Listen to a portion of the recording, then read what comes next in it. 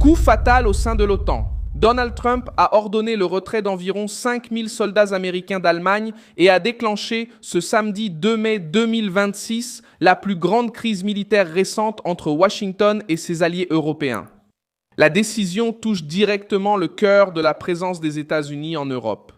Car l'Allemagne abrite des bases centrales pour la logistique américaine, y compris Ramstein, l'un des principaux points d'appui militaire des États-Unis en dehors de leur propre territoire. La mesure a été confirmée par le Pentagone et devrait être exécutée dans les 6 à 12 prochains mois. Je vais tout te raconter dans un instant, mais pour l'instant, tu vas vouloir t'abonner à la chaîne pour rester bien informé, avec des informations en temps réel, avec la meilleure qualité journalistique jamais vue, avec le niveau de crédibilité de Milson Alves. En pratique, ce n'est pas seulement une réduction d'effectifs, c'est un avertissement.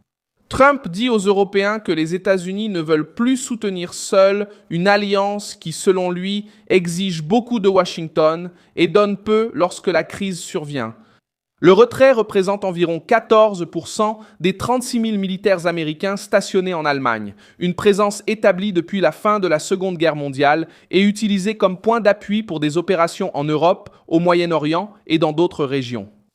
Le choc survient après des semaines de tensions concernant la guerre contre l'Iran. Donald Trump a exigé le soutien des alliés de l'OTAN, en particulier lors de la crise du détroit d'Ormuz, mais il a rencontré de la résistance dans les capitales européennes. L'Italie a refusé d'autoriser les avions militaires américains à utiliser la base de Sigonella en Sicile dans le cadre d'une opération liée au Moyen-Orient. L'Espagne a également été citée parmi les nations qui n'ont pas ouvert la voie à Washington comme Donald Trump l'espérait.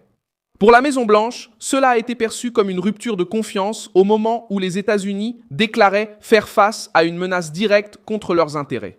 Et alors, le fait devient plus important qu'un simple mouvement de troupes. Trump n'a pas annoncé une sortie formelle de l'OTAN, mais il a commencé un véritable retrait au sein de la structure militaire qui soutient l'Alliance. Pour quitter officiellement l'OTAN, le gouvernement américain devrait affronter des obstacles politiques et juridiques à Washington. Mais, sur le terrain, le message a déjà commencé à passer. Si l'Europe ne suit pas les États-Unis lorsque la pression s'accentue, les États-Unis peuvent également réduire leur protection en Europe. L'Allemagne a été la cible principale car c'est le principal point d'appui de la présence militaire américaine sur le continent européen. Ramstein fonctionne comme un centre de commandement, de transport, de communication et de réponse rapide. Il ne sert pas seulement à défendre l'Allemagne. Il sert à déplacer des troupes, des avions, du matériel et du renseignement vers différents fronts. C'est pourquoi retirer 5000 soldats de là-bas n'est pas un geste anodin. C'est une coupe calculée dans un mécanisme qui, pendant des décennies, a soutenu la puissance américaine en dehors de son propre territoire. La réaction de l'OTAN a été de limiter les dégâts. L'Alliance a dit travailler avec Washington pour comprendre les détails du retrait et a répété que l'Europe devait investir plus dans la défense. Cette phrase est importante car elle confirme le point clé de Trump. Les alliés européens ont passé des années à promettre de dépenser davantage, mais Washington a continué à porter la plus grande part de la protection militaire. En 2025, lors du sommet de La Haye, les membres de l'OTAN se sont engagés à atteindre 5% du PIB en défense et sécurité. Le problème, c'est que Trump ne veut pas attendre jusqu'en 2035, il veut une réponse maintenant. La guerre contre l'Iran est devenue le test qui a révélé la faille.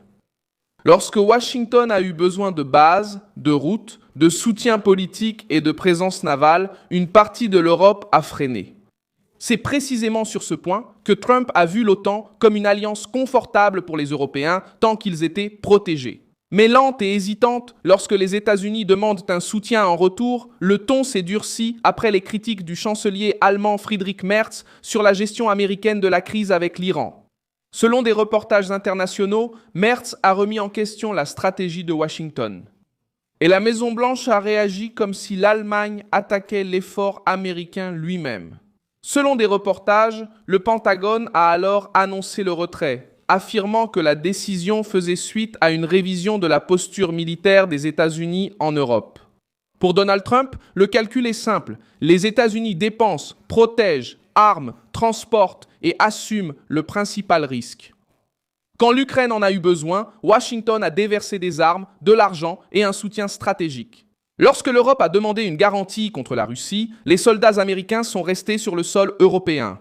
Mais lorsque les États-Unis sont entrés en confrontation directe avec l'Iran, des alliés importants ont préféré prendre leur distance, critiquer ou limiter l'utilisation des bases. C'est ce point qui a transformé une divergence diplomatique en une crise de confiance. L'OTAN est née en 1949 au début de la guerre froide, avec 12 nations fondatrices dont les États-Unis, le Royaume-Uni, la France, l'Italie, le Canada et d'autres nations européennes. Aujourd'hui, l'Alliance compte 32 membres. Sa logique a toujours été claire. Une attaque contre un membre serait considérée comme une attaque contre tous. Mais ce mécanisme, connu sous le nom d'article 5, n'a été utilisé qu'une seule fois dans l'histoire, après les attentats du 11 septembre 2001 contre les États-Unis. Autrement dit, lorsque la clause suprême de l'OTAN a été activée, elle l'a été pour défendre les Américains. Ce détail pèse dans le discours de Trump. L'Europe a reçu une protection au Congrès. La présence militaire est la garantie américaine pendant des décennies. Mais lorsque la Maison-Blanche exige un alignement total, de nombreux gouvernements européens répondent avec prudence, calcul économique et crainte d'entraîner leur société dans une guerre impopulaire. Le résultat est une alliance toujours existante sur le papier, mais vacillante dans la pratique. L'Allemagne tente de réagir en affirmant que l'Europe doit assumer davantage de responsabilités pour sa propre défense. Le ministre de la Défense allemand, Boris Pistorius, a qualifié ce retrait de prévisible et a réaffirmé que Berlin souhaite renforcer ses forces armées. Mais la vérité, c'est que reconstruire une capacité militaire ne se fait pas du jour au lendemain. Il ne suffit pas d'annoncer des dépenses. Il faut avoir une industrie, des munitions, des soldats, un commandement, des moyens de transport et une volonté politique. Et cette dernière partie est la plus difficile pour une Europe habituée à opérer sous le parapluie américain. Pour Moscou, la nouvelle est stratégique. Même sans avoir attiré un seul coup de feu contre l'OTAN, la Russie voit son plus grand adversaire militaire entrer en conflit interne. Si l'Alliance perd son unité, la pression sur le front ukrainien change également. Le retrait américain d'Allemagne peut ne pas modifier la guerre immédiatement, mais il change l'atmosphère. Cela montre que la priorité de Washington pourrait quitter l'Europe pour aller vers le Moyen-Orient, l'Indo-Pacifique ou même vers l'hémisphère américain lui-même. Pour Pékin, le signal est également fort. La Chine observe chaque fissure entre les États-Unis et l'Europe, car elle sait qu'une éventuelle crise à Taïwan dépendrait de la capacité américaine à former rapidement des coalitions. Si Washington se dispute avec ses alliés de l'OTAN à propos des bases, des dépenses et du soutien politique, Pékin comprend que le système d'alliance américain est sous pression. Et lorsque le système d'alliance s'affaiblit, les rivaux stratégiques gagnent de l'espace pour tester les limites. Le cas rappelle la crise de Suez.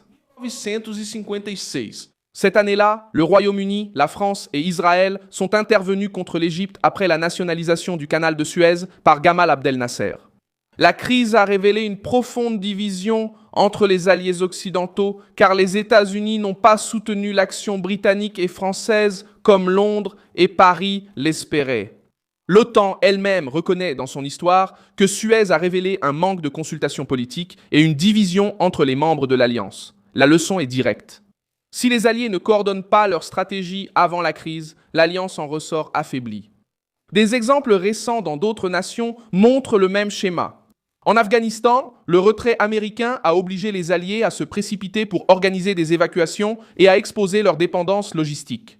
Dans la guerre en Ukraine, l'Europe a promis plus d'autonomie, mais elle a continué à dépendre des armes, du renseignement et du leadership des États-Unis.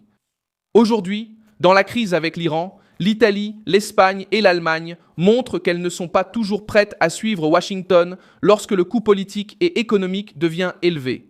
C'est dans ce vide que la Russie et la Chine se réjouissent, car elles savent que la force américaine ne réside pas seulement dans ses avions et ses navires, mais dans sa capacité à rallier ses alliés au même camp. Le retrait des 5000 soldats d'Allemagne, donc, n'est pas la fin officielle de l'OTAN, mais c'est un coup dur porté au pacte politique qui maintenait les alliés unis. L'OTAN utilise les troupes comme instrument de pression. Il veut obliger les Européens à choisir entre dépenser plus, soutenir davantage et s'aligner davantage, ou perdre une partie de la protection américaine. Pour l'Europe, le message est dérangeant. Pour la Russie et la Chine, c'est une brèche rare. Au final, ce qui s'est passé, c'est un changement d'attitude. Les États-Unis ont commencé à réduire leur présence militaire sur le principal territoire européen de l'OTAN. La raison en est la frustration de Donald Trump envers les alliés qui, selon Washington, demandent une protection mais hésitent lorsqu'il s'agit d'apporter leur soutien. Et c'est pour cela que ce retrait a plus de poids que ces chiffres. Il transforme une crise diplomatique en un signe concret de rupture. Je suis Milson Alves, internationaliste, et mon objectif est de vous informer chaque jour avec des informations véridiques. Les liens des actualités se trouvent dans la description de la vidéo. Laissez un like sur cette vidéo, abonnez-vous à la chaîne et à la fin, jetez un œil aux commentaires pour être encore plus impliqué dans la communauté Milson Alves.